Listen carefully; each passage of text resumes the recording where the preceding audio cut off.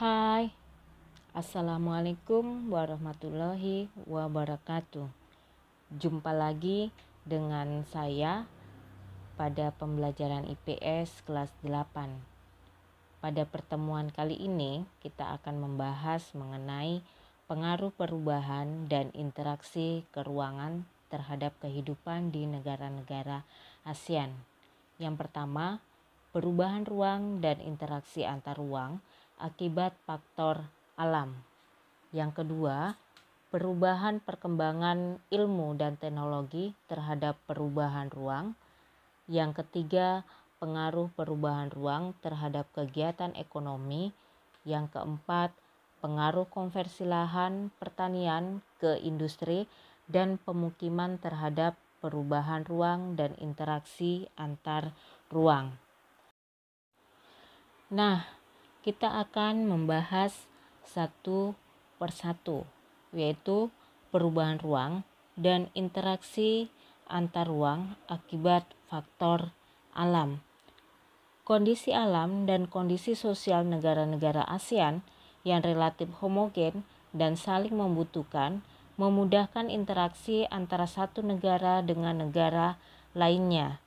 Interaksi ini terjadi dalam bentuk kerjasama di berbagai bidang. Ada beberapa faktor yang menimbulkan interaksi antar negara-negara ASEAN seperti faktor iklim, faktor geologi, dan faktor ketersediaan sumber daya alam. Untuk faktor yang pertama yaitu faktor iklim. Lokasi negara-negara ASEAN yang berada di antara benua Asia dan benua Australia menyebabkan wilayah ini memiliki pola arah angin yang berganti setiap setengah tahun sekali atau setiap 6 bulan. Angin ini dinamakan angin muson timur dan angin muson barat. Masing-masing menyebabkan terjadinya musim kemarau dan musim hujan. Negara-negara ASEAN terkadang mengalami perubahan iklim yang tidak terprediksi sebagai akibat adanya perubahan pola penggunaan lahan dan perilaku yang menimbulkan pemanasan global. Perubahan iklim ini memicu terjadinya bencana alam klimatik atau bencana alam yang disebabkan kerusakan faktor-faktor iklim. Contohnya yaitu banjir di Bangkok, kemudian kekeringan di Jawa Timur Indonesia, dan puting beliung di Haiyan Filipina.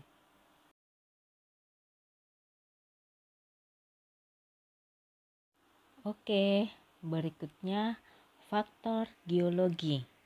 Berdasarkan faktor-faktor yang berkaitan dengan kondisi geologi seperti kondisi tanah dan batuan penyusunnya di bumi, negara-negara ASEAN berada di daerah tumbukan antar lempeng. Pergerakan lempeng yang bertumbukan mengakibatkan terjadinya bencana geologis seperti gempa bumi. Apabila terjadi di laut atau mempengaruhi pergerakan gelombang laut, gempa bumi dapat menimbulkan bencana tsunami. Rangkaian gunung di kawasan negara-negara ASEAN dikenal dengan Sirkum Pasifik dan Sirkum Mediterania.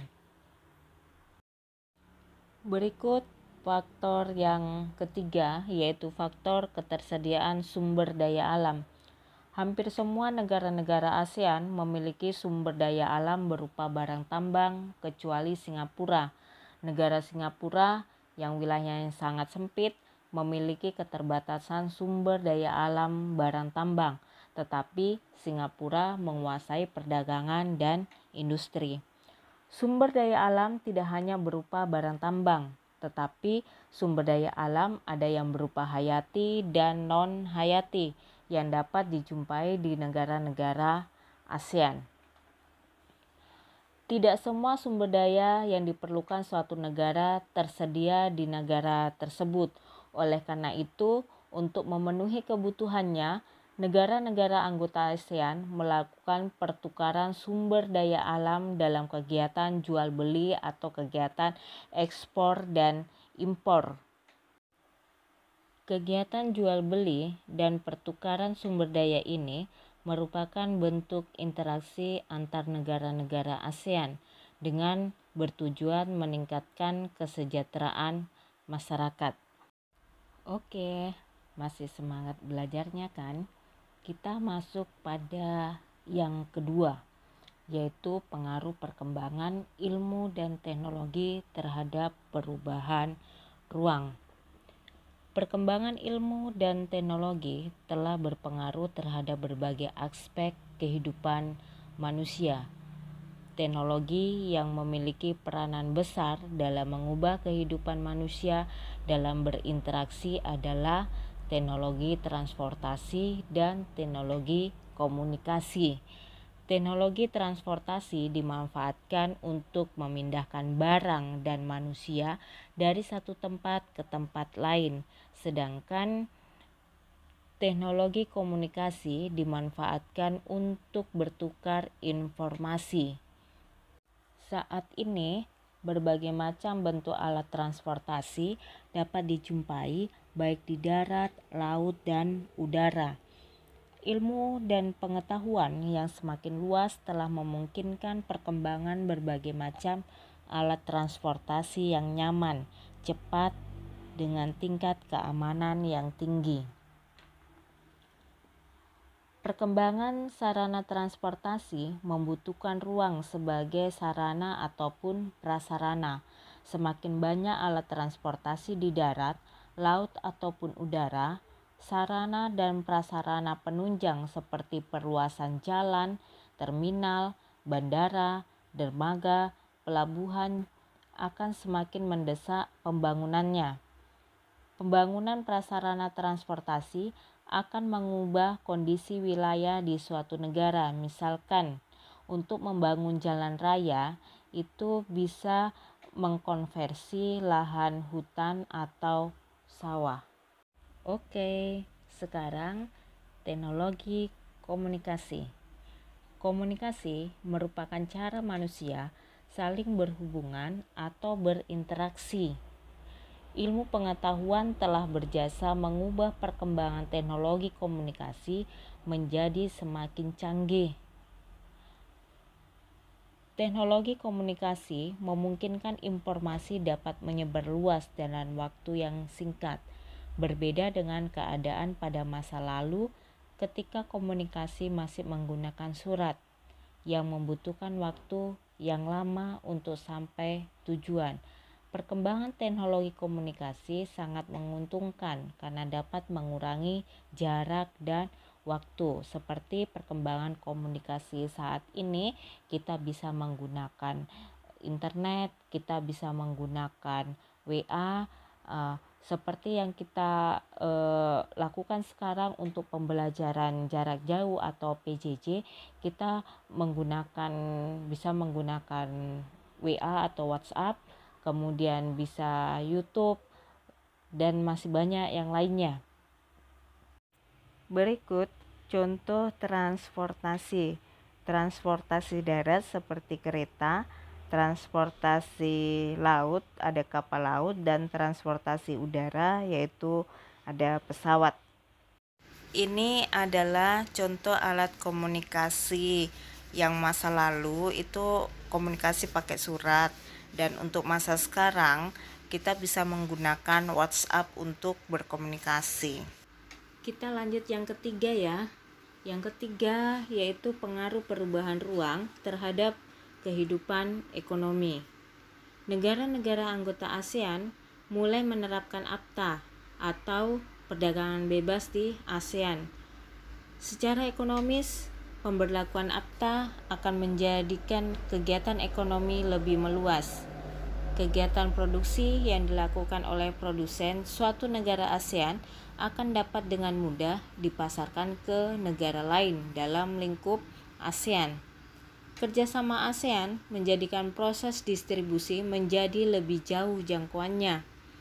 Perkembangan teknologi transportasi dapat memperpendek jarak dan waktu yang dibutuhkan untuk mendistribusikan barang atau jasa sampai ke tangan konsumen.